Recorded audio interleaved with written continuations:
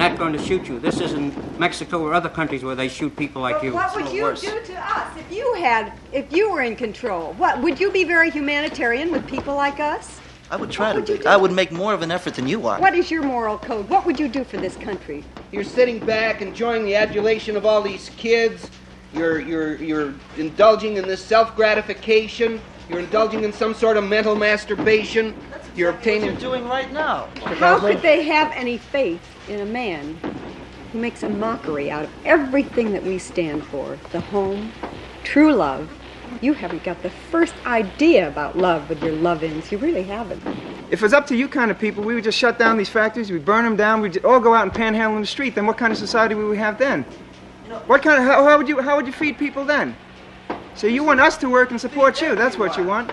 There is enough food, enough wealth in this country to take care of everyone in this country. If everybody there is. working, and everyone isn't being taken care of. Or to go around the streets and have orgies all the time and sleep in the streets. I'm not going around the streets having orgies all the time. You're not, huh? And burning down buildings and bombing things? I'm as concerned as you are about the direction of this country. You know, I really feel sorry for you. You know, we're the same age. And here you are defending a miserable existence. Don't you realize how you're being exploited? How the people who control the money are diminishing your existence to working in a fucking dirty factory which puts black smoke up in the air, which pollutes the entire world, and you're working your ass off saving money for your kids, getting pennies while they're making hundreds and hundreds of dollars? Don't you realize how you're being duped? How they get your head fucked with? How they have you indoctrinated? How they have you conditioned? How they've misinformed you? Don't you see this? Are you that blind? Some new kick comes along, some new drug comes along, you'll try it. What about some new kick like genocide, like imperialism, like napalm warfare? What about those new kicks which this country puts in practice?